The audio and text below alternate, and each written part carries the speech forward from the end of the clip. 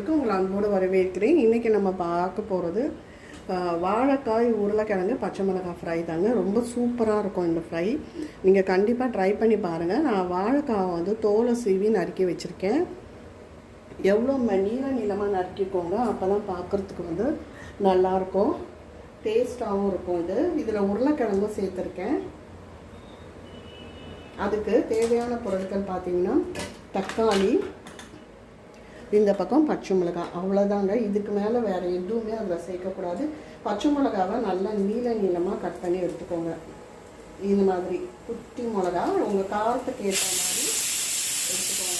உங்களுக்கு வந்து காரம் நிறையா சாப்பிடுவீங்கன்னா அதுக்கேற்ற மாதிரி எடுத்துக்கோங்க.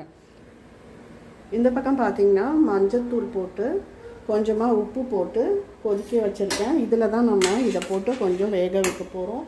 ஈஸியாக இந்த மாதிரி பண்ணும்போது உங்களுக்கு வேலை முடிஞ்சிடும். இப்போ தண்ணி லைட்டாக தலைச்சிட்டு இருக்குது. இப்போ இந்த ஸ்டேஜில் வாழைக்காவும் நறுக்கி வச்ச உருளைக்கிழங்கும் சேர்த்துக்கோங்க. உப்பு இதுலேயே சேர்த்தாச்சு. இது கொஞ்சம் நல்லா கொதி வந்து வாழைக்காயில் அரை வேக்காடு வேகட்டும், பார்க்கலாம். நல்லா கொதி வரட்டும். இந்த பக்கம் பார்த்திங்கன்னா ஒரு கடாய் வச்சுருக்கேங்க. அதில் கடுகு சீரகம் தாளிச்சிருக்கேன். இந்த பக்கம் பார்த்திங்கன்னா அவரைக்காய், முருங்கைக்காய், கத்திரிக்காய் கூட்டுக்கு தான். அது ரொம்ப நல்லாயிருக்கும். இந்த மாதிரி அவரைக்காய் சேர்த்து இந்த கத்திரிக்காய் கூட்டு பண்ணி பாருங்கள், ரொம்ப அருமையாக இருக்கும். கருவேப்பிலை கொஞ்சம் போட்டுக்கலாம்.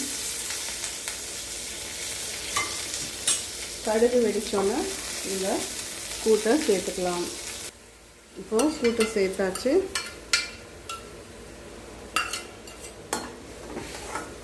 நல்லா கூட்டு கழிச்சு வரட்டோங்க. இதில் நான் என்னென்ன சேர்த்துருக்கேன்னா அவரைக்காய், கத்திரிக்காய், முருங்கைக்காய், வெங்காயம், தக்காளி, உப்பு, குழம்பு மிளகாய் தூள், வேறு எதுவுமே வேண்டாம். இந்த கூட்டு வந்து கொஞ்சம் கிரேவி பதத்துக்கு வரட்டும். இந்த பக்கம் பார்த்திங்கன்னா வாழைக்காய், உருளைக்கிழங்கு, பச்சை மிளகாய் வறுவல் வந்து கொஞ்சம் அரை வேக்காடுக்கு வெந்துட்டுருக்கு. இன்னும் கொஞ்சம் நேரம் வேகட்டும். ஒரு அரை வேக்காடு வெந்தால் போதும். மற்றதை நம்ம அப்படியே ஃப்ரை பண்ணி எடுத்துக்க போகிறோம். இது வேகட்டும், பார்க்கலாம். இப்போ நல்லா உங்களுக்கு அரை வேக்காடு வெந்து வந்தாச்சு. இதை இப்போ நம்ம வந்து வடிச்சிடலாம். வடிச்சிட்டு இப்போது நம்ம எடுத்து வச்ச வாழைக்காய், உருளைக்கிழங்கு இதில் சேர்த்துக்கலாம். சேர்த்துட்டு பார்த்திங்கன்னா அதோட பச்சை மிளகாய்,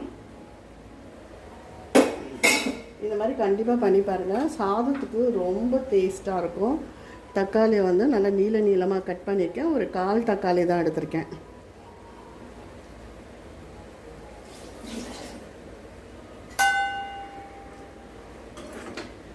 நல்லா வதங்கி வரட்டும்.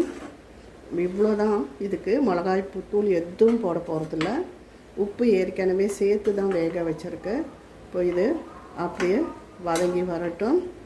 ரொம்ப ஈஸியானது தான் இது.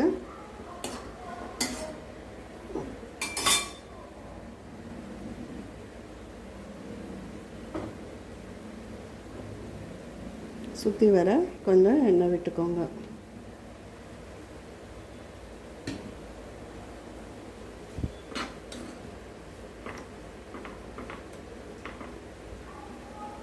இது வெந்து வரட்டும், பார்க்கலாம். இந்த பக்கம் பார்த்திங்கன்னா அவரைக்காய், கத்திரிக்காய், முருங்கைக்காய் கூட்டு ரெடி ஆகிடுது. இப்போ இதை எடுத்துடலாம். இந்த பக்கம் பார்த்திங்கன்னா காய் சாம்பார், அதாவது கதம்ப சாம்பார் தான் பண்ணியிருக்கேன். பூசணிக்காய், முருங்கைக்காய், கத்திரிக்காய், அவரைக்காய், வெண்பூசணி சேர்த்துருக்கேன். இது கொதிக்கட்டும். கொதிச்சோன்னா நம்ம வந்து பருப்பை சேர்த்துக்கலாம். இது நல்லா வதங்கி வரட்டுங்க. உப்பு வந்து பார்த்துட்டு தான் சேர்த்துக்கணும். நம்ம இதுக்கு முன்னோர்களுக்கு படைக்கிறதால அதனால் நம்ம வாயில் போட்டு பார்க்கக்கூடாது. இருக்கட்டும். இந்த பக்கம் பார்த்திங்கன்னா சாம்பார் கொதிக்க ஆரம்பிச்சிச்சு. நம்ம எடுத்து வச்ச பருப்பை சேர்த்துக்கலாம்.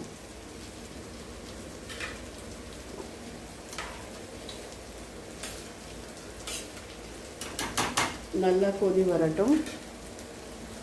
இதில் நடுவில் கிளறி கொடுத்துட்டுருங்க. இப்போது சாம்பார் ரெடி ஆகிடுது. சாம்பார் எடுத்துகிட்டு ரசம் தாளிச்சிக்கலாம், பருப்பு ரசம். இப்போ இதை நல்லா கொஞ்சம் ஓரளவு வதங்கிட்டு இந்த ஸ்டேஜில் கருவேப்பிலை கிள்ளி போட்டுக்கோங்க.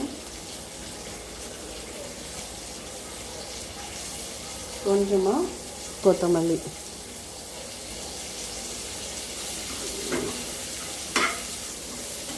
அதுவும் சேர்ந்து வதங்கி வரட்டும். அந்த பக்கம் ரசத்துக்கு பருப்பு ரசத்துக்கு தாளிச்சுட்டு இருக்கேன்.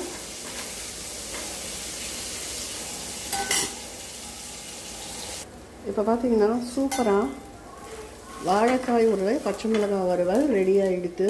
வேறு எந்த காரமும் போட வேண்டாம், இந்த பச்சை மிளகாய்க்கு இருக்கிற காரமே போதும். பாருங்கள், நல்லா பார்க்கவே கலர்ஃபுல்லாக இருக்குது. கண்டிப்பாக இதை நீங்கள் ட்ரை பண்ணி பாருங்கள்.